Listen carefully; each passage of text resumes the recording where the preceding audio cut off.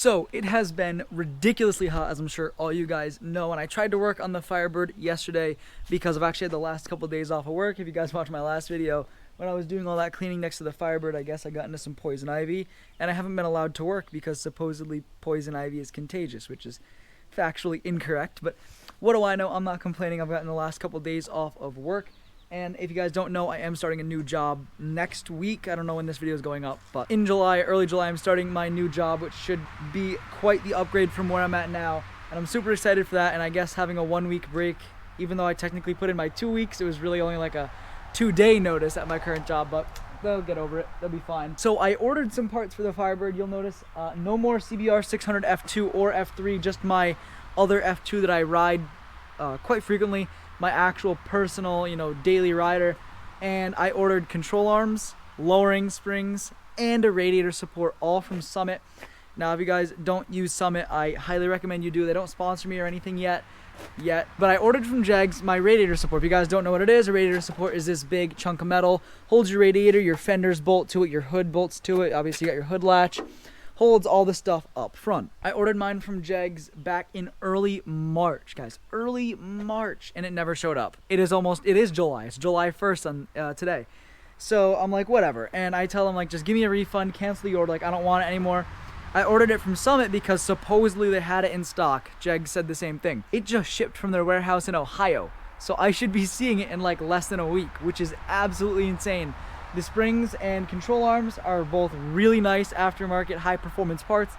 Those will be coming in tomorrow and Saturday, so Friday and Saturday, the 2nd and 3rd. So that should give me enough to put the car back on 4 wheels. I have all my other suspension bits as well.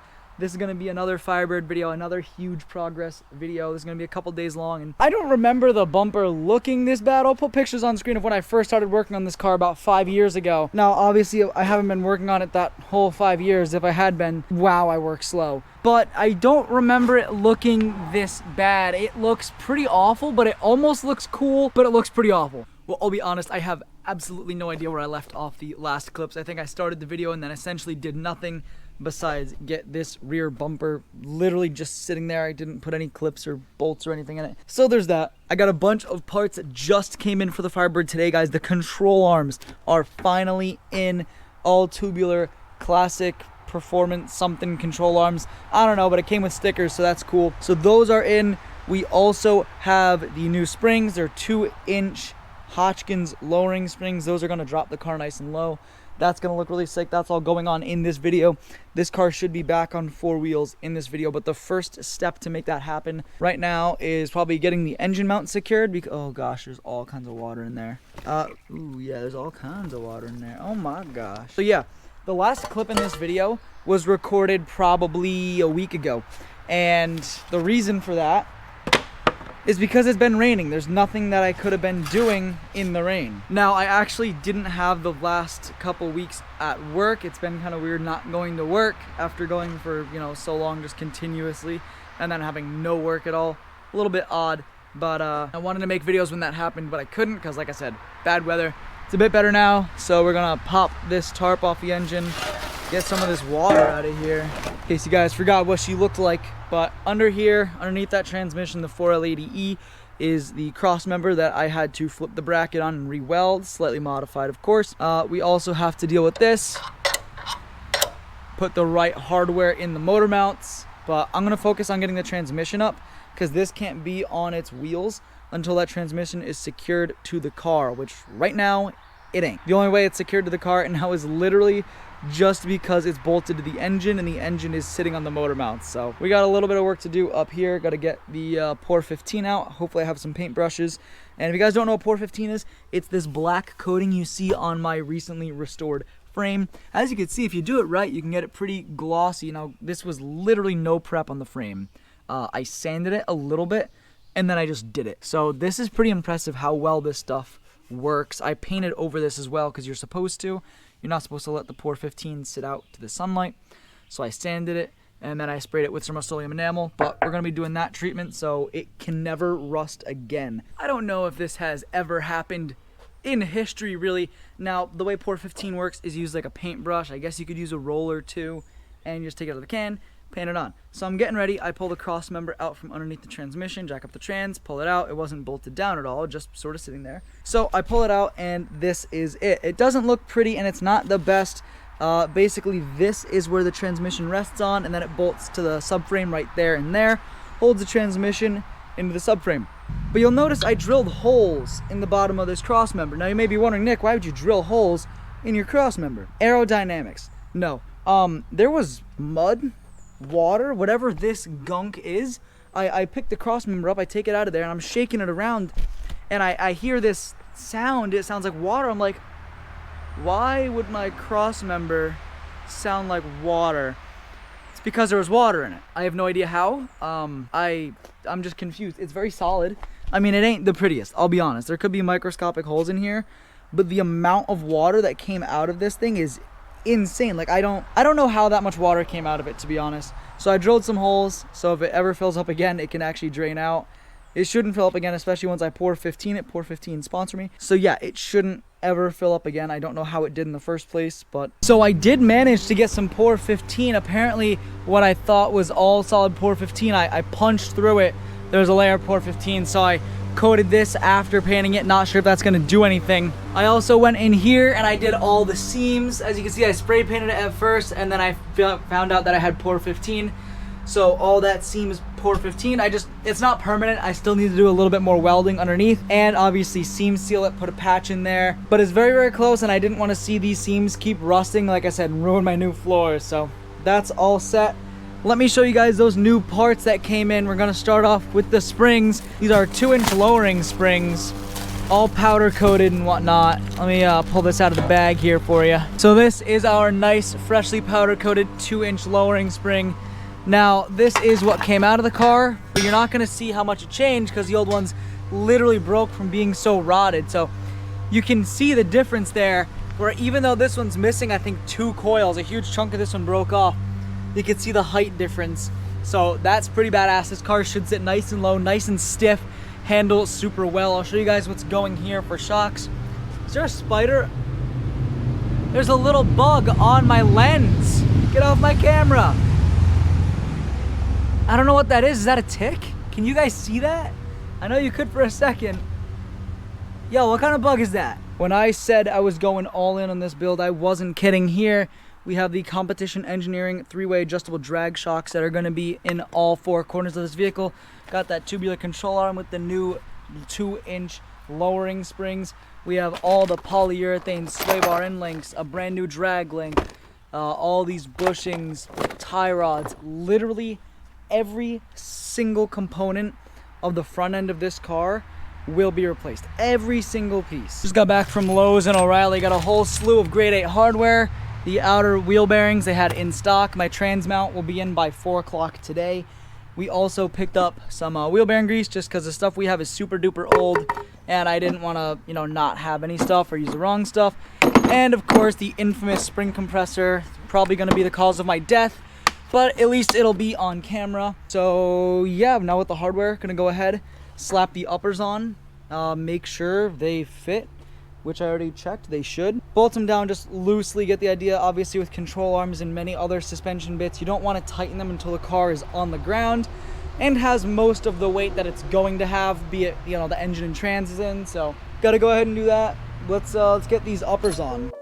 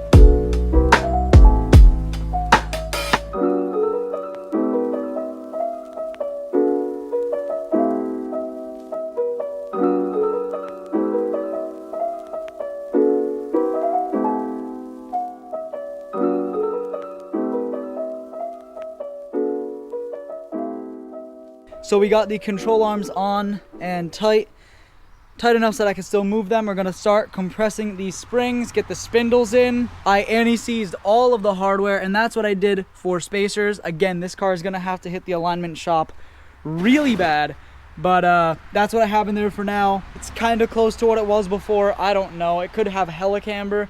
I don't know, we won't know until it sits in the ground, but everything's anti-seized, speed clips on the bottom so that I can actually bolt the shock in. So now what we're gonna do, we're gonna grab our spindles and get these springs, compress the spring, put it in there, put the spindle, upper and lower ball joint, bolt it down, take the spring compressor out, and start bolting more things together.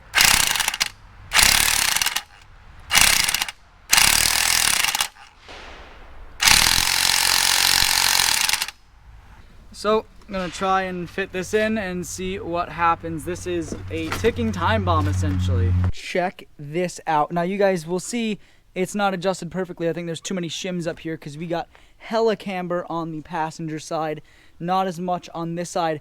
Everything is bolted down. I didn't show the process of me wedging those springs in there and tightening everything down because A, it's ugly and it's not pretty.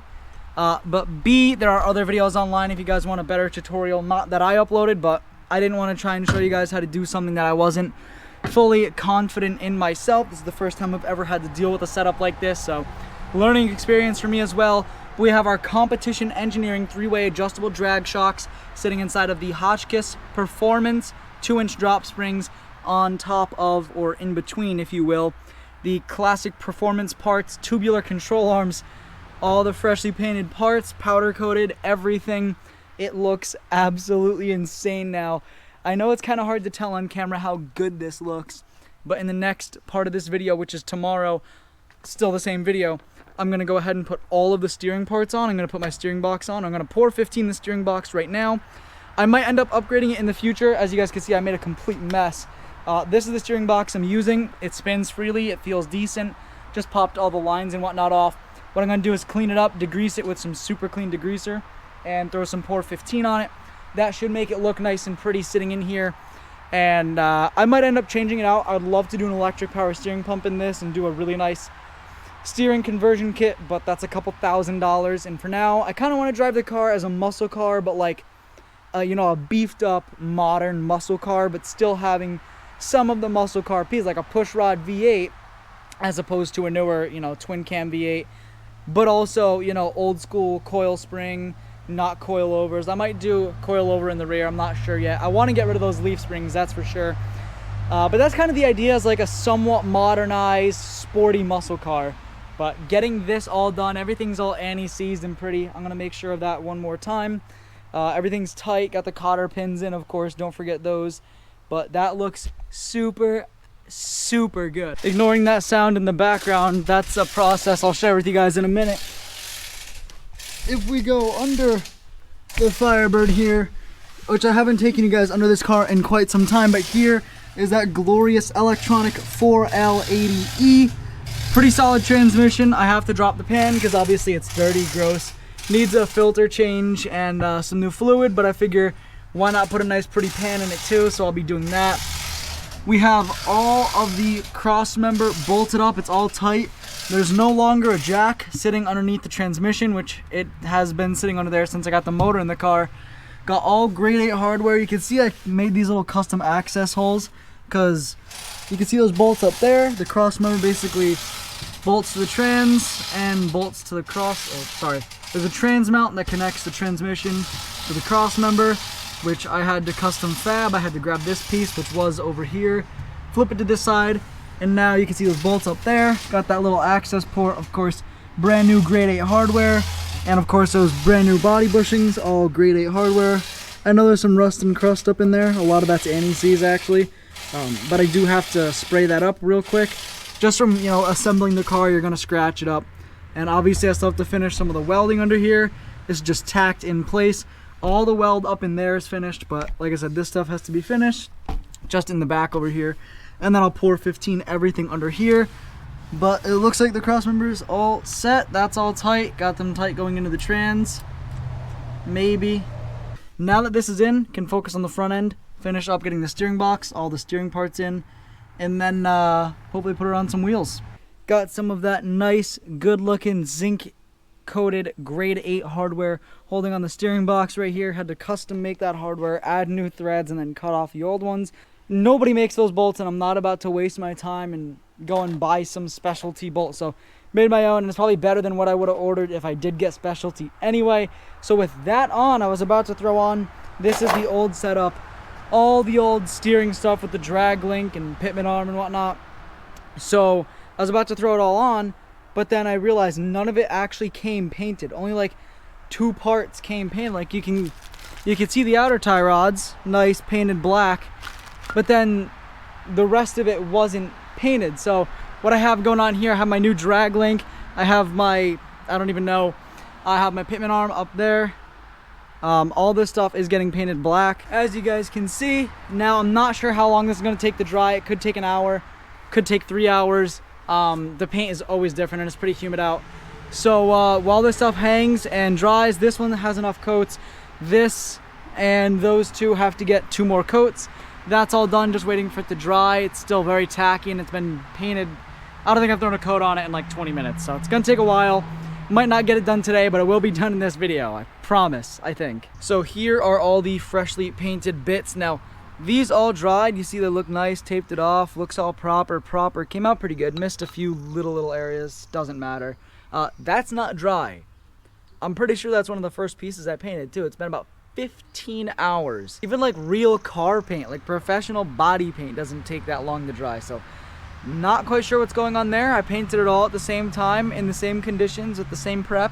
That, you know, I don't even know anymore. So it's actually pretty close to being aligned. That wheel's about straight. This wheel is about straight, maybe a little tilted to the right, but all of the bits are in. So we have the whole new drag link right here in the middle. We have these nice new sleeves right here that obviously I have to tighten those nuts a little bit just to lock it in place. Got the new outer and inner tie rods right here. I got to clean up all the anti-seize. And make sure, guys, when you're putting the cotter pins in, if you're doing a job like this, whether it's the outer tie rod right here, if it's got a castle nut, A, make sure you put a cotter pin back in, and B, make sure you anti-seize that cotter pin, because if you have to do this in another 10,000, 20,000 miles, it's gonna be rusty. I mean, unless you live in California, and you don't want to have to fight that cotter pin, because that could literally take you an hour to get a single cotter pin out. So make sure you guys anti-seize literally everything. Every single bolt here has been anti-seized. All the hardware for the steering box has been anti-seized. Everything. Also, when you're doing the pitman arm, it is okay to have that little bit of gap, but more importantly, you want to make sure it's lined up so that when you go full lock to one side, the wheels aren't straight. If you don't line it up properly, it should be right in the middle. When you're straight, if I can get it, which I can't, it should be right in the middle in between, so you can go half to the right, half to the left. If it's not, you might have a problem, but make sure you adjust that properly and make sure you use the cotter pins. I got to tighten down the nuts next to the sleeves, and then backing plates, wheel bearings, all that stuff, brakes. And then the car should hopefully go down on her wheels. So these are actually the original backing plates. If you guys saw a few videos back, I went ahead and I pour 15 and painted these. I had to go grab some nice new hardware just because this is the old hardware, and I have all the new grade 8 hardware everywhere else. Might as well do it here, and I couldn't find enough bolts to make it happen. So zinc coated, grade 8 hardware in the backing plate, nice and tight. Now the next step is to throw the rotor on. There is a broken bolt in this spot on the other side, on the other spindle. Got to figure that out pretty much now. But I'm going to start by assembling this. Going to clean it all up, anti-seize it, throw the bearings on, pack them, rotor, all that stuff. So let's get to it. So this is wheel bearing grease, nice and purple, and you'll notice this is an unsealed bearing. We're going to have a separate seal. But basically, got to fill this up with this grease. Now, just kind of got to pack it in. Normally you'd put it in the palm of your hand, but I was just kind of grabbing a handful here. Gonna pack it in on both sides. Basically, there's no such thing as too much grease, so if you think you haven't put enough, keep piling it in. So with a little bit of messing around, got this side done. Got the Stop Tech new calipers with the ceramic pads, obviously the new rotor, the backing plates on and tight. Everything's anti-seized and greased up. Got the wheel bearings packed and in there. But that looks good. That'll allow us to put a wheel on this side and drop the car down. time to repeat the process. I said that I was gonna show you guys what I was doing, but it's pretty simple. I'll give you guys a rundown. So you get the wheel bearings. You're gonna put the bigger one. I mean, I guess it's different per car, but the bigger one for me was my inner. Put it in the rotor, obviously pack it full of grease, put some grease on the race. Luckily, I was doing new rotors, and I didn't have to put a new race in this, which I don't even think would have been worth it. Probably still would have been better to just buy new rotors. I am gonna be painting these rotors. That sounds terrible. Just the face right here, this little piece of the hub. Obviously, that's where it stops, but right here, I don't want to get too rusty. I'm gonna pour 15 it. I still have to buy more pour 15 so I can finish up all in there. But basically, pack the bearings with grease, grease the rotor, slip the rotor on. There's a special washer that goes over this, and then a nut, hand tight, cotter pin, throw the cap on, pack that with grease, and then of course it's just putting a caliper on. You got to fight it a little bit, but anti-seize and grease that. And now gonna throw some wheels on it and put her down on the ground. She's been sitting on these blocks for months now, and it's finally about to hit the ground. It looks so good. Literally everything in here is brand new.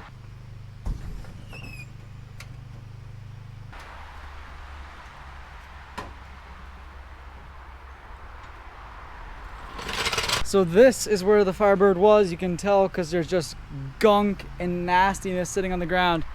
But here she is, sitting 2 inches lowered, tubular control arms, competition engineering, adjustable drag shocks.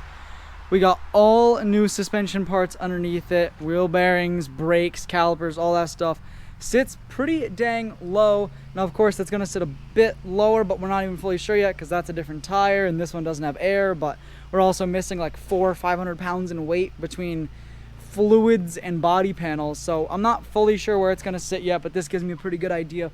Looking pretty good. So tons of progress in this video. The car actually rolls now. Like I can push it if I need to and can move it out of the way. So cool. Now I'm not sure when I'm gonna get to the rear end. I want to hear it run before I start disassembling the rear end and maybe even drive it. I will put new fluid in the diff, but for now, the next thing to go on is going to be the radiator support. We're going to do brake lines, finish welding up underneath, and pour 15 everything. So that's probably next. I'm not sure how much of that's going to go on camera just because you guys don't want to watch me paintbrush my car for 3 hours, so I'm not sure about that. So I am going to end this video here. I almost just tripped over a wheel chock. If you guys like this video, I know it was pretty long and I know we also got a ton done, but if you want to see more like it, be sure to subscribe, hit that notification bell down below, and make sure you guys like the video. It helps out the algorithm a ton. Comment down below what you guys are working on. I want to hear what you guys are doing because I am way over my head and need to take my mind off of this car for a little bit. Been working on it non-stop for a while now, so let me know what you guys are working on. Like I said, thank you guys so much for watching this video, and I'll see you in the next one. Told my brothers one day we gon' make it. We just gotta grind for that paycheck. Mama told me one day I'll be famous. Remember when she used to say she hate this. Back then they would laugh when I say shit. Now I'm inside all them people's playlists. So one day I'll be stomping.